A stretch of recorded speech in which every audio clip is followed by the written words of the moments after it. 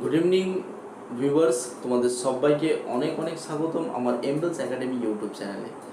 আবার চলে এসেছি একটা নতুন ভিডিও নিয়ে। আশা করি তোমরা সবাই ভালোভাবে প্রস্তুতি নিচ্ছ। SLST 2022 ভীষণ ইম্পর্ট্যান্ট টপিকস রোম্যান্টিক পোয়েট্রি থেকে ode to the west wind. আর এই ওড টু দ্য ওয়েস্ট উইন্ডের আজ আমরা last and the final 5th stanza complete করব। আশা করি তোমরা ভিডিওটা কোনো সময় স্কিপ করে দেখছো না, আর স্কিপ করে দেখার কোনো মানেই হয় না। তোমরা সবাই ক্যান্ডিডেটস রয়েছো, তোমরা স্কুল সার্ভিস কমিশনের এক্সাম দাও, বা তোমরা মাস্টার ডিগ্রি বা তোমরা গ্র্যাজুয়েশন লেভেলে পড়াশোনা করছো। তোমরা স্কিপ মানে কি everything will be skipped letter, পরে পরে সব কিছুই স্কিপ হয়ে যাবে। তো তোমরা ভিডিওটিকে স্কিপ না করে পুরোপুরিটি দেখার চেষ্টা করো, ঠিক আছে? তো চলো শুরু করছি আজকের টপিকসটা। তো আমরা এই লাস্ট এবং final stanza of the west ode to the west উইন্ডের আমরা দেখব যে কবি এখানে কিন্তু হ্যাজ বিকাম আ প্রফেট। তিনি যেন একজন প্রফেট লাইক বিহেভ করবেন এই লাস্ট স্ট্যান্ডাতে, এবং তিনি এই প্রত্যেকটা লাইনে তিনি একটা প্রফেটিক মেসেজ দিতে চেয়েছেন, অর্থাৎ ভবিষ্যৎ বক্তা বা ভবিষ্যৎবাণী মানে ভবিষ্যৎ বক্তা হিসাবে ভবিষ্যৎবাণী করতে চেয়েছেন আর কি। তো চলো দেখি আমরা টেক্সটের লাইনগুলো। Make me thy lyre even as the forest is, what if my lips are falling like its own. বলছে মেক মি দাই লায়ার। তো লায়ার দ্যাট মিনস হচ্ছে বীণা। লায়ার দ্যাট মিনস বীণা। আগেকার সময় বীণাটা এরকম করেছিল,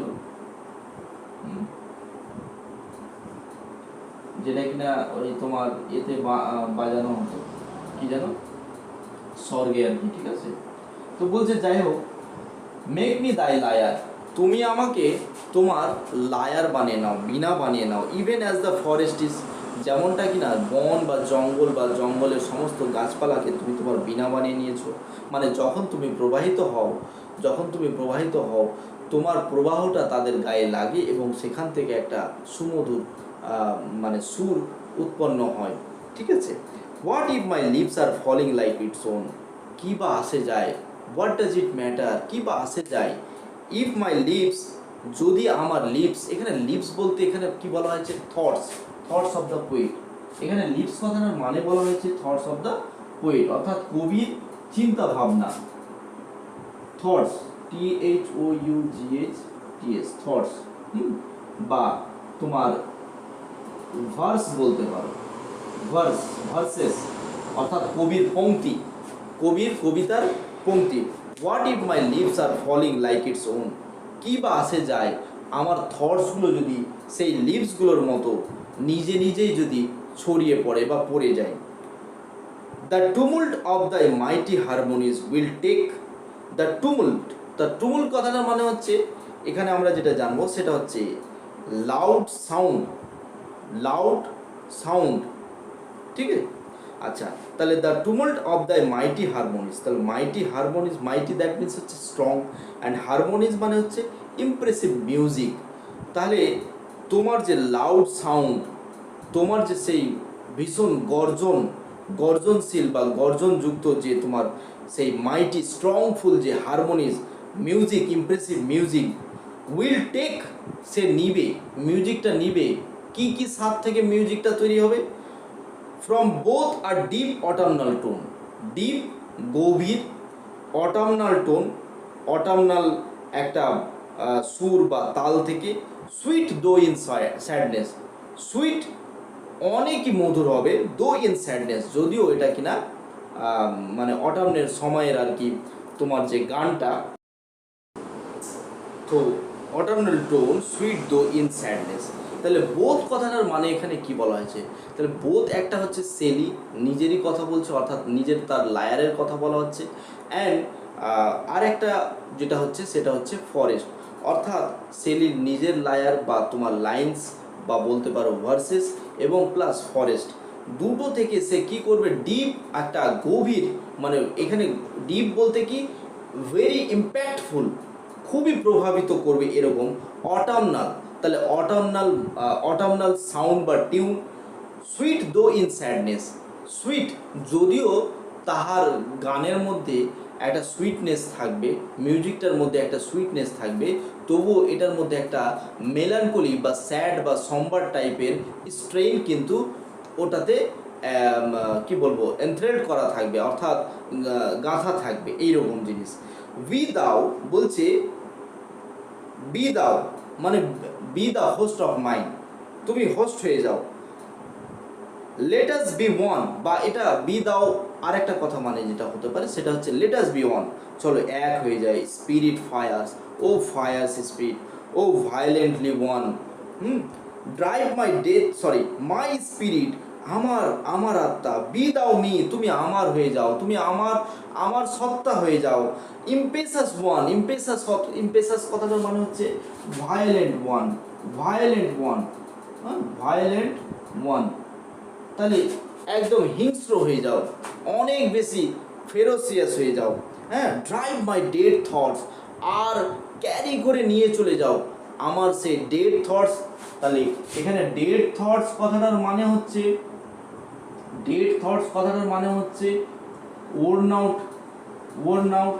বা ওর্ন আউট থিঙ্কিংস, মানে পুরাতন দিনের চিন্তা ভাবনা বা থটসগুলো, সেইগুলো জিনিসগুলো আমার মধ্যে যা ব্যাকডেটেড চিন্তাভাবনা রয়েছে, যা কিছু কবিতার মধ্যে সেই রকম এফেক্টিভ বা ইমপ্রেসিভফুল কোনো রকম লাইন নেই, সেগুলোকে নিয়ে চলে যাও। Drive my dead thoughts over the universe, ইউনিভার্সের মধ্যে ছড়িয়ে দাও। লাইক উইথার্ড লিভস, সেই ডেস্ট্রয়েড বা মূর্ছে যাওয়া পাতাগুলোর মতো, যেমন কিনা তুমি তোমার অ্যাক্টিভিটিটা ল্যান্ডের মধ্যে দেখিয়েছিলে। Two quicken a new birth, যেন সেগুলোর মাধ্যমে কি হয়ে যায়, আবার নতুন নতুন জিনিস তৈরি হয়ে যায়, নতুন নতুন থটস তৈরি হয়ে যায়। ঠিক আছে, আর এই কবিতাটার একটা এখানে একটা তোমার থিম রয়েছে, ডেস্ট্রয় অ্যান্ড প্রেজার্ভার, অর্থাৎ একদিকে যেরকম পুরাতন জিনিস ডিস্ট্রয় হয়ে যাবে, ওল্ড অ্যান্ড ওর্ন আউট জিনিস ডেস্ট্রয় হয়ে যাবে, ডেসপয়েল হয়ে যাবে, ইন দ্য সেম ওয়ে আবার new things will be generated, নতুন জিনিস আবার আবিষ্কার হবে বা উৎপাদন হবে। ঠিক আছে, তো বলছে টু কুইকেন আর নিউ বার্থ, তাহলে এগুলো কেন তুমি ক্যারি করে নিয়ে যাও, যেন সেগুলোর মাধ্যমে আবার নতুন নতুন থটস বা নতুন জন্ম হয়ে যায়। অ্যান্ড এবং by the incantation of this verse, তো ইনক্যান্টেশন কথাটা মানে হচ্ছে রিসাইটেশন, অর্থাৎ ইনক্যান্টেশন কথাটা মানে হচ্ছে একটা হচ্ছে ছড়িয়ে দেওয়া, আর একটা মানে হচ্ছে রিসাইটেশন অর্থাৎ আবৃত্তি করা বা গাওয়া। অ্যান্ড বাই দ্য, এবং এই অফ দিস ভার্স, অর্থাৎ এই গানগুলো বা এই কথাগুলো বা আমার এই কবিতার লাইনগুলো যদি আমি রিসাইট করে দিই বা পাঠ করে দিই বা বলে দিই, বা এগুলো যদি ছড়িয়ে দিই, স্ক্যাটার একদম ছড়িয়ে দিই, as from an unextinguished hearth, তো হার্থ মানে হচ্ছে ফায়ার প্লেস, অর্থাৎ যেরকম আমরা দেখি না যে অগ্নিকুণ্ডতে তোমার আগুন তোমার জ্বলতে থাকে, তো এখানে বলছে আনএক্সটিংগুইশড হার্থ মানে যে কুণ্ডটা কিনা এখনো নেভেনি, তাহার মধ্যে বিভিন্ন কাঠ কয়লাগুলো এখনো প্রজ্বলমান, সেই সমস্ত আনএক্সটিংগুইশড হার্থের মতো ওখানকার অ্যাসেসগুলো মানে তোমার ছাইগুলোর মতো বা স্পার্কস মানে আগুনের স্ফুলিঙ্গর মতো, মাই ওয়ার্ডস অ্যামং ম্যানকাইন্ড, আমার কথাগুলো, আমার থটসগুলো, আমার কবিতাগুলো, আমার ইম্প্যাক্টফুল ওয়ার্ডসগুলো কী করে দাও, ম্যানকাইন্ডের মধ্যে ছড়িয়ে দাও, একদম চারদিকে বিদীর্ণ করে দাও আমার চিন্তাগুলো। Be through my lips to unawakened earth, আর তুমি আমার ঠোঁট বা আমার মুখ দিয়ে আমার কবিতা হয়ে চারিদিকে ছড়িয়ে পড়ো। হ্যাঁ, টু আনঅ্যাওয়েকেন্ড আর্থ, অর্থাৎ এই ঘুমিয়ে থাকা বা ঘুমাচ্ছন্ন পৃথিবীর লোকের কাছে বা মানুষের কাছে বা মানব জাতির কাছে। দ্য ট্রাম্পেট অফ প্রফেসি, এবং তাদের কানে গিয়ে তুমি বাঁশি বা ভেপু বাজিয়ে দাও। The trumpet of a prophecy, অর্থাৎ ভবিষ্যৎবাণীর সেই তোমার বাঁশি বাজিয়ে দাও। O wind, if winter comes can spring be far behind, তাহলে এখানে কি বলছে যে if winter comes can spring be far behind, অর্থাৎ এখানে স্প্রিং কি সিম্বলাইজ করছে, resurrection comes closely in the wake of উইন্টারে জেগে যাওয়াতেই রিজারেকশন কিন্তু কাছাকাছি চলে আসছে, when nature is all dead. তাহলে ইফ উইন্টার কামস, যদি তোমার শীত আসতে পারে, তাহলে কি স্প্রিং কি বেশি দূরে রয়েছে? না। অর্থাৎ একটা জিনিস যখন ধ্বংস হয়ে যাবে বা একটা জিনিস যখন মূর্ছে যাবে, নিশ্চয়ই সেই জায়গাটাকে পূর্ণ করার জন্য বা সেই জায়গাটাকে ভর্তি করার জন্য নিশ্চয়ই নতুন কিছু অবশ্যই চলে আসবে। আর এই রকম করে আমাদের পৃথিবীটা কিন্তু সবসময় চক্কর লাগিয়েই যাচ্ছে। অর্থাৎ একটা যাচ্ছে একটা আসছে, একটা যাচ্ছে একটা আসছে। এবং এখানে কবি কিন্তু সেই রিজারেকশন অর্থাৎ আবার পুনরায়ভাবে জন্ম হওয়ার কথাটা বলেছেন। অর্থাৎ এখানেও আমরা কিন্তু দেখতে পাবো যে সেই ডেস্ট্রয়ার এবং প্রিজার্ভারটা সত্যিই জরুরি। অর্থাৎ পুরাতন চিন্তাভাবনা, পুরাতন থটস বা যে কোনো ওয়ার্ন আউট থটসকে মাস্ট বি এন্ড, তাদেরকে শেষ হতে হবে, হ্যাঁ, ফর আসারিং নিউ থিংস, নতুন জিনিস উৎপাদন বা নতুন জিনিস আসার জন্য। ঠিক আছে, তো এই করে আমাদের এই থার্ড স্ট্যান্ডারটা ফিফথ স্ট্যান্ডার বা ফাইনাল স্ট্যান্ডারটা শেষ হচ্ছে।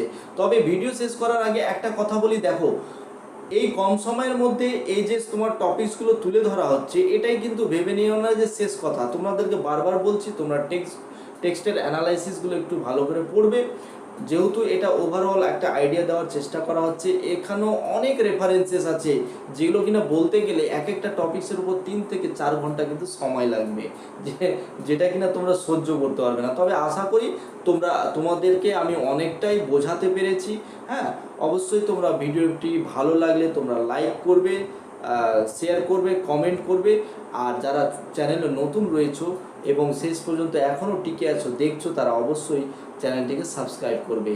ধন্যবাদ, তোমরা ভালো থেকো এবং তোমরা পরবর্তী ভিডিওর জন্য অপেক্ষা করিও না। আমি অবশ্যই খুব তাড়াতাড়ি ভিডিওটি আপলোড করে দেবো। Thank you very much, good night.